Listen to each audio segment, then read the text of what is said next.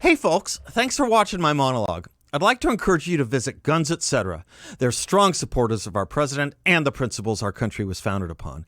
Guns Etc. is 10,200 square feet and it's a firearm lover's paradise. And for all your online firearms needs, just click on gunsetcetera.com. And if you like my monologues, please subscribe to our channel. Thanks. Well, welcome back. Friday, March 27th, 2020. Have you heard enough of the criticisms and condemnations about caring for the conditions of this country?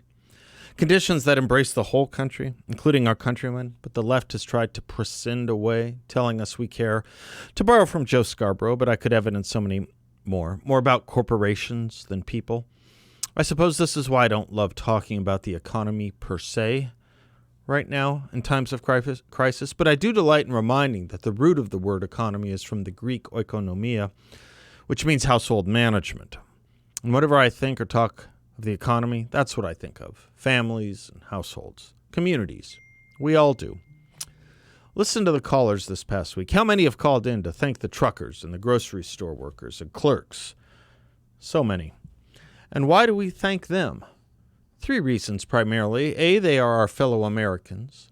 B, they are sacrificing for all the rest of us, not in those professions. And C, we are happy they have things to move, to produce, and to sell. It's no accident, in fact, that little girls' and boys' first games and activities from preschool to kindergarten is to play store, isn't it? You ever think about that? And, they do love it. And it's not because we give inordinate or even ordinate attention to the dole or wirehouse or corporations, to name just 2 that supply us with, say, fruit and paper products. It's because we need and want and like fruit and paper products. And we like the interaction of a community that both works and is at work. At work. Let's talk about that for a moment, shall we? It was Robert Kennedy who I first read say that the best welfare program is a job. He would go on to speak of the virtue of work, and it is a virtue, and jobs, as, quote, the kind of employment that lets a man say to his community, to his family, to his country, and most important to himself, I helped build this country. I'm a participant in its great public ventures. I am a man, close quote. I am a man. Wow. But then you think about Martin Luther King Jr.'s last protest before he died, the one I speak so much about. It was on behalf of sanitation workers. And what did the sanitation workers hold signs up saying, declaring? They declared, quote, I am a man, close quote. There was an important double meaning in that. And in the past, we've only spoken of one of those 2 meanings. The one we spoke of was that the black sanitation workers did not hold signs saying they were men of a particular color, though they were all black. They held signs saying they were men to remind their community of the promise and truth of the Declaration of Independence. But their other meaning was what Robert Kennedy was saying. Work is part of what makes a man a man. That may sound a little old-fashioned today, but to borrow from Captain America, we could probably all use a little old-fashioned right now. Let's get back to the virtue of it all for a moment. Virtues are important because their absence or opposites are dangerous, unhealthy for our human bodies as well as our body politic. One of my favorite quotes on this is Michael Novak's. A country that esteems moral virtue has 300 million policemen. A country that denigrates it will never be able to hire enough. A man out of work, as people like J.D. Vance and reams of social science show, leads to quote a recent article in The New Yorker, the lazy way out of responsibilities and the choice instead of alcohol, drugs, and welfare and disability checks over a commitment to hard work, family, and community. And the price for such hedonism and decadence is violence, addiction, emptiness, depression, and even suicide. There is a reason for our old saying, it turns out, that idle hands are the devil's workshop. That's from Chaucer, by the way, who in his Old English put it this way in the 14th century, quote, that servant and that nurse unto the vices, which men do call in English idleness, portress at pleasure's gate, by all advices we should avoid, and by her foe express, that is to say, by lawful busyness, we ought to live with resolute intent, lest by the devil, through sloth, we should be rent. Isn't that great? Lawful busyness.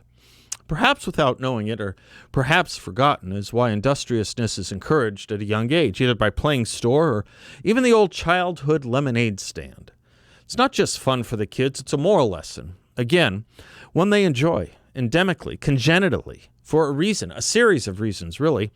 Dave Ramsey put it this way. He said, "We teach children to work not for our benefit, but because it gives them both dignity and a job well done today and the tools and character to win in the future as adults." You should view teaching your children to work in the same way you view teaching them to bathe and to brush their teeth, as a necessary skill for life. An adult who has no clue how to tackle a job and finish it with vigor is as debilitated as an adult with green teeth and body odor. If your child graduates from a high school and his only skill set consists of playing video games, whining, copying an attitude of entitlement, and eating junk food, you've set him up to fail. Ramsey also points out something I didn't think about but is eminently true. Another huge benefit of teaching a child the wonder of work, especially young girls, is that they will tend to lose respect for people who refuse to work. Why is this good? It is good because you want your daughter to marry Mr. Right, not Mr. Lazy. You don't want your kids marrying no-loads, do you? It's all why we want America to get back to work. It's good for us. It's good for our soul. It's good for our nation. Because not only is it our soul, personal and national, we care about, it turns out, funny thing, food and shelter cost money. So let's stop with the millionaires and billionaires caring about the economy, shall we, Mr. Sanders and Miss Ocasio-Cortez and Mr. Scarborough and so many others?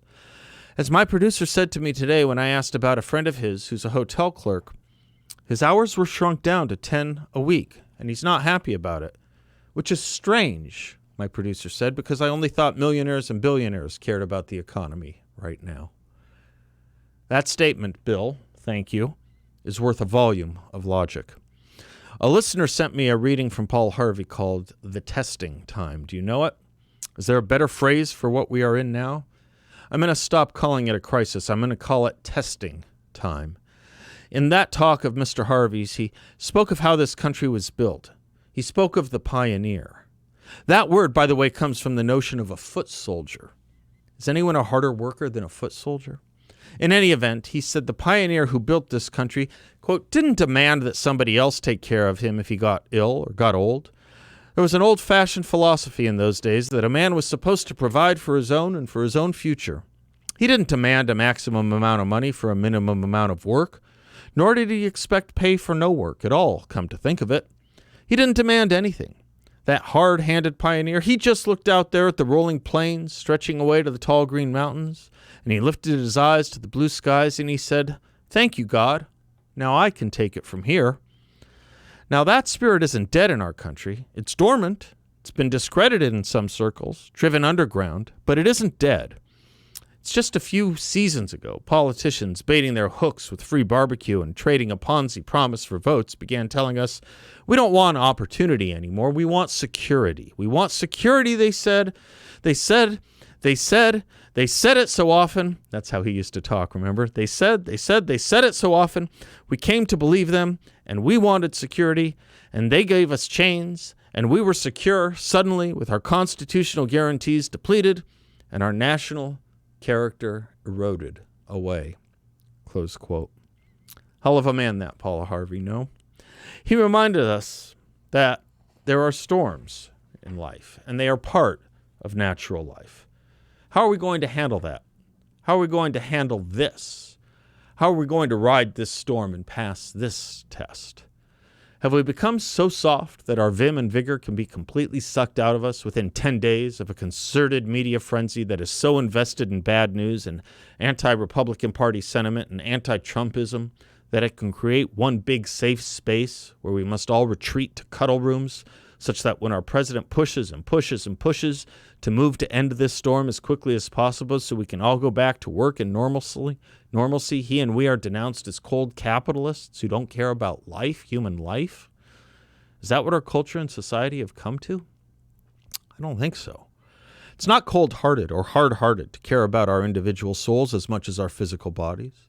It is not cold-hearted nor hard-hearted to see our body politic as important as our human bodies. It is indeed the care of both that is the thing here. You cannot care about one without the other. We care about both because we care about America and we care about Americans. But don't forget for one moment, wanting to care for America and Americans first was what caused so much ire from our political opponents. Please don't forget that. And more importantly, don't forget that caring about your country and countrymen is a fine and good thing. I bet, after all, most of us can tell you the name of a wage worker we feel badly for, and most cannot name the head of Boeing or the hotel chain our clerk friends work for. But we know their names, and we care about them, which is why we and they, yes, as soon as possible, want us all to go back to work. It's a good thing, because we care not about